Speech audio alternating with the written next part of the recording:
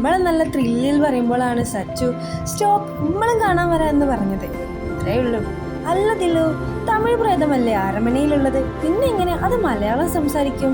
ഷാദി: അതന്നെ, അത് പോയിന്റാണ്.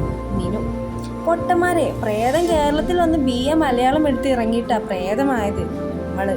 ഓഹോ അങ്ങനെ. അജു: ഫുഡ് കഴിച്ച് പാരൻസ് ഒക്കെ ഉറങ്ങാൻ പോയി. റിബുവിനെയും ഋഷുവിനെയും ഒരു കമ്പനിക്ക് ഞങ്ങൾ പിടിച്ചു വെച്ചിരിക്കാം, അല്ലാതെ പേടിയായിട്ടൊന്നും അല്ല കേട്ടോ.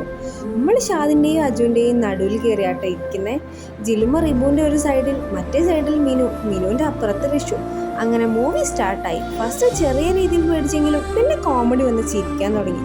നമ്മൾ ചിരിച്ച് റിബുവിനെ നോക്കിയപ്പോൾ ഉണ്ട് ഓൻ നമ്മളെ ഒരു അത്ഭുതത്തോടെ നോക്കി നിൽക്കുക. നമ്മൾ പുരികം പൊക്കി എന്താന്ന് ചോദിച്ചതും ഓൻ ഒന്നുമില്ല എന്ന് പറഞ്ഞ് TV-യിലേക്ക് നോക്കി. നമ്മളും ചിരിച്ചോൻ്റെ TV-യിലേക്ക് നോക്കിയത് പ്രേതം വരുന്ന സീനായിരുന്നു കണ്ടത്. ഋഷു റിബു പോയിച്ച് എല്ലാവരും ഒരൊറ്റ അലറലേനി. പെട്ടെന്നാണ് ഇടിവെട്ടി. ഓൺ ദ സ്പോട്ടിൽ മഴ തകർത്ത് പെയ്യാൻ തുടങ്ങി. കറണ്ട് കൂടി പോയപ്പോൾ നമ്മൾ റിബുവിൻ്റെ അടുത്തേക്ക് ഓടി ചെന്ന് ഓൻ്റെ മടിയിൽ കുത്തിയിരുന്നു.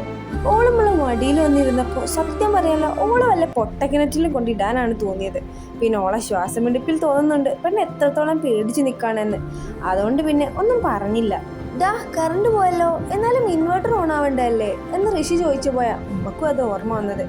എന്നാ പോയി ഇൻവെർട്ടർ ഓൺ ആക്കട തെണ്ടികളെ, അജു അലറി.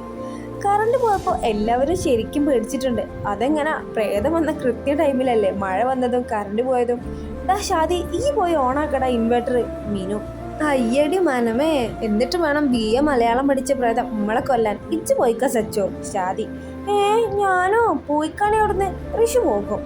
അയ്യടാ, എന്നിട്ട് വേണം നമ്മളെ കെട്ടുവേണ പ്രേതം തട്ടാനല്ലേ. വീടൂല ഞാൻ, എനിക്ക് ഡയറി മിൽക്ക് വാങ്ങിത്തരുമെന്ന് എന്നോട് പറഞ്ഞീനി. അത് കിട്ടിയിട്ട് വേണം പ്രേതത്തിന് കൊടുക്കാം.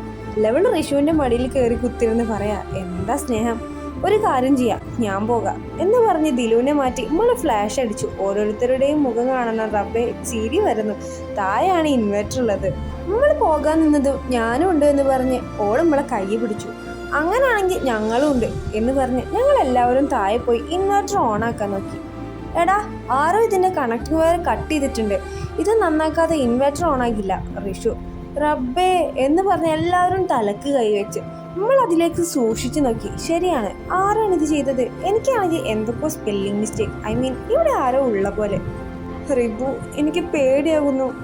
ഇവിടെ ആരോ ഉള്ള പോലെ എനിക്ക് തോന്നുന്നു. റിബു: സത്യത്തിൽ എനിക്ക് തോന്നുന്നു എന്ന് പറഞ്ഞ് പെണ്ണ് നമ്മളോട് ചേർന്ന് നിന്ന് ഒന്നല്ലടാ ആരുമില്ല പേടിക്കണ്ട എന്നൊക്കെ പറഞ്ഞ് നമ്മളോളെ സമാധാനിപ്പിച്ചു. നമുക്കും ഇവിടെ ആരോ ഉള്ള പോലെ ഫീൽ ചെയ്യുന്നുണ്ട് എന്ന് പറഞ്ഞാൽ മതി, എല്ലാവരും പേടിച്ച് മരിക്കും. ഞങ്ങളെ പേരൻസൊക്കെ നല്ല ഉറക്കത്തിലാക്കി. മഴ നല്ലോണം പെയ്യുന്നോണ്ട് ഞങ്ങൾക്ക് ഞങ്ങളെ വോയിസ് തന്നെ കേൾക്കുന്നില്ല. പിന്നെയല്ലേ അവർക്ക്. പെട്ടെന്നാണ് ആരോ ഡോറ് മുട്ടും പോലെ തോന്നിയത്. അതെ, ആരോ ഡോറ് മുട്ടുന്നു. സച്ചു: പോയിക്ക ഇവിടുന്ന്, ഈ മഴ തൻ്റെ അമ്മാവനാണോ മുട്ടുന്നത്? ഷാദി: വീണ്ടും ഡോറ് മുട്ടി നല്ല ശക്തിയോടെ.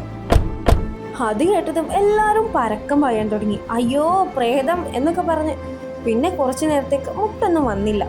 പെട്ടെന്നാണ് ഡോറ് വീണ്ടും ആരോ മുട്ടിയത്, നേരത്തതിനേക്കാൾ ശക്തിയിൽ. മുട്ട വീണ്ടും തുടർന്നപ്പോൾ ഞങ്ങൾ ഡോറ് തുറക്കാൻ തീരുമാനിച്ചു. ഡോറ് തുറന്നതും മഴയത്ത് നിൽക്കുന്ന ഒരു രൂപം കണ്ടതും എല്ലാവരും ആർത്തു വിളിച്ച് ഓടാൻ തുടങ്ങി. നമ്മളും ഋഷുവും ആ രൂപത്തിനെ സൂക്ഷിച്ചു നോക്കി. ആ രൂപം ഞങ്ങളുടെ അടുത്തേക്ക് വരാൻ തുടങ്ങിയതും ദിലുവിൻ്റെ കൈ അമർത്തി പിടിച്ചു നിന്നു. എല്ലാവരും ഹലാക്കിലെ ഓട്ടമാണ്. ഇവളൊന്ന് പേടിച്ചിട്ട് അനങ്ങുന്നത് പോലും ഇല്ല. വ്യാപം ആരാണെന്ന് അറിയാൻ വേണ്ടി ഋഷു ഫ്ലാഷ് അടിച്ചു നോക്കി. ആളെ കണ്ടതും ചിരിക്കണോ കരയണോ എന്ന അവസ്ഥയായി. റബ്ബേ, ഇന്നുവൻ്റെ കാര്യം കട്ടപ്പോഹ. എടാ ഹംക്ക്, ഈ അതിന് തെണ്ടി ഇങ്ങോട്ട് വാടാ മുത്തേ, അനക്കൊരു നല്ല ഗിഫ്റ്റ് തരാൻ ചക്കര, ഇങ്ങോട്ട് വാ മുത്തേ എന്ന് പറഞ്ഞുകൊണ്ട് അജു അവനെ തല്ലാൻ പോയത് ചെക്കൻ. അയ്യോ എന്നെ ഒന്നും ചെയ്യല്ലേ, ഞാൻ പാവമാണേ, പച്ച പാവം. അതോ ഞാൻ വന്ന പോലെ തിരിച്ചു പോകും. അയ്യോ നമ്മളൊന്നും ചെയ്യല്ലേ എന്ന് പറഞ്ഞ് ചെക്കൻ പുറത്തേക്ക് ഓടുന്നതും എല്ലാവരോടും ഓനെ പൊക്കി അകത്ത് കയറ്റി ഡോറടിച്ചു. പിന്നെ അങ്ങോട്ട് ചെക്കൻ എവിടെ നിന്നൊക്കെ തല്ല് കിട്ടിയതെന്ന് ഓർമ്മല്ല. പാവം. ഇടാ തെണ്ടികളെ, നിർത്തിടാ നാറികളെ, കീടങ്ങളെ, എന്ത് തല്ലടെ നിങ്ങൾ തല്ലുന്നത്? ഞാനെന്താ ചെണ്ടേ എന്നാണ് അലറിയതും ഞങ്ങളൊരു നിമിഷം സ്റ്റക്കായി. പിന്നെയും തല്ല് കണ്ടിന്യൂ ചെയ്തു. ലാസ്റ്റ് ചെക്കൻ കരച്ചിലിന്റെ വക്കത്തോളം എത്തിയപ്പോൾ അടിയൊക്കെ നിർത്തി. ഓനാണെന്ന് നിങ്ങൾക്ക് മനസ്സിലായോ? ഇവൻ ഉപ്പാന്റെ വേറൊരു ഏട്ടന്റെ മോനാണ്, ജവാദ് എന്ന ജിതു. ഇവൻ അങ്ങ് ഗൾഫിൽ സെറ്റിൽഡാ. ഇവന്റെ ഫാമിലി മൊത്തം. ഞങ്ങളുടെ കല്യാണത്തിന് ചെക്കന് കൂടാനായില്ല. അപ്പോൾ അതിനോടുള്ള ദേഷ്യം കൂടിയാണ് ഇപ്പം നമ്മൾ തീർത്തത്. അല്ല ഇച്ചപ്പോയ പെട്ടിയും കിടക്കുകയും എടുത്ത് പോന്നേ. നമ്മള് വെട്ടിയെടുത്തിട്ടുണ്ട്. ബട്ട് കിടക്ക നമ്മൾ അവിടെ തന്നെ വെച്ചിരിക്കാം. പിന്നെ അത് കയറ്റി വരാനൊന്നും എന്നെ കൊണ്ടാവൂല. അല്ല, ഈ എന്തിനാ കിടക്ക എടുത്തെന്ന് ചോദിച്ച്? ഇച്ച് കിടക്കാൻ കിടക്കില്ലേ? നിങ്ങൾ എത്ര പെട്ടെന്ന് ദരിദ്രവാസികളായോ? അല്ല, അപ്പൊ ഞാനിനി ഇവിടെ കിടക്കും.